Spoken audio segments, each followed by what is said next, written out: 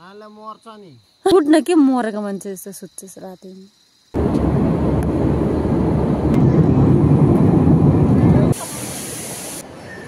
नमस्ते सेवारो साथीहरु वेलकम छ सबैजनालाई मेरो भिडियोमा अहिले चाहिँ म यहाँ एयरपोर्टमा छु भित्र वेटिङमा छु साथीहरुलाई छोडेर चाहिँ म एकदम कस्तो इमोसनल मुड भइरहेछ यहाँको माहौल चाहिँ यस्तो छ अनि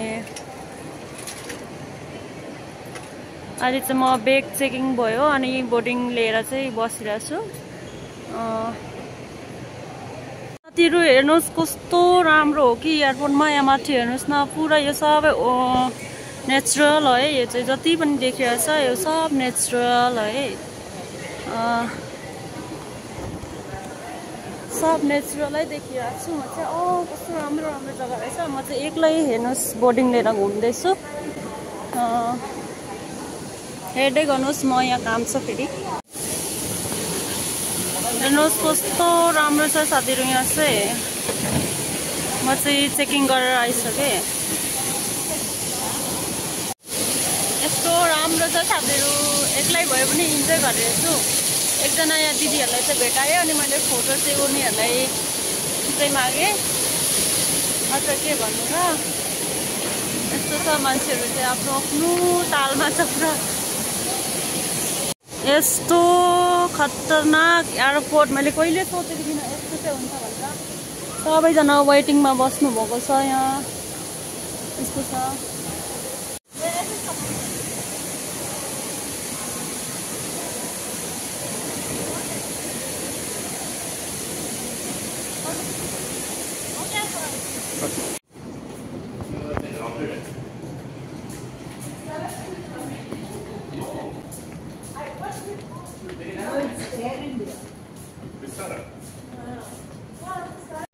साथीहरु उडिसके म त माथि पाहाड माथि छु है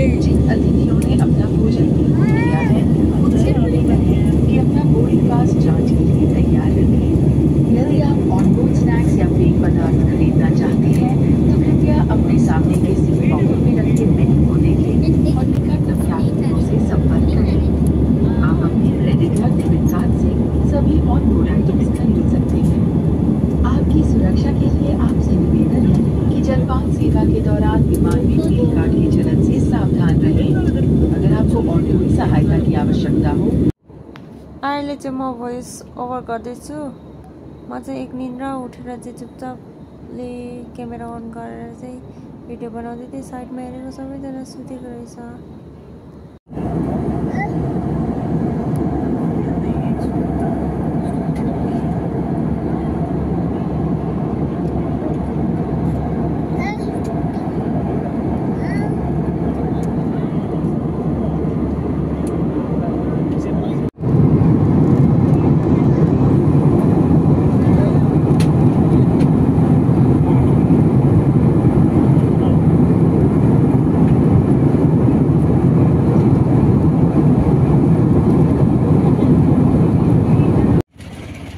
साथीहरु अहिले चाहिँ म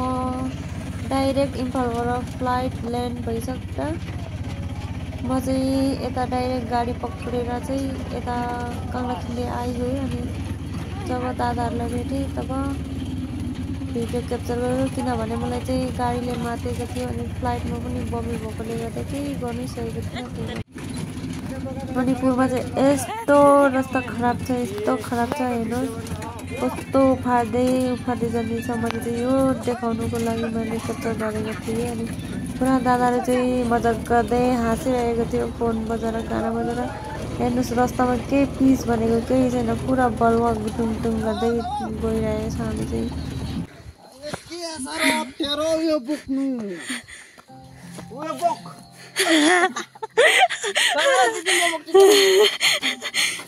म यो बोकिरहेको छु त तँलाई चाहिँ किन मर्यो बोक भनेको कुन उयो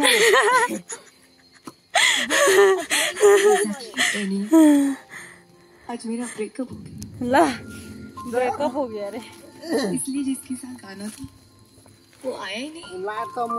आफै नबोकी त हुँदैन सक्दिनस् त्यो किन फुटाउनुलाई हेर्न आले मर्छ नि दादा पुगे ओ दादा जाए मन्दिरमा एक्लै ओ लाड लिएर जा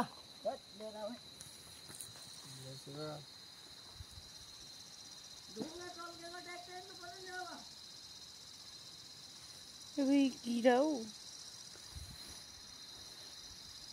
हिँड्नु ल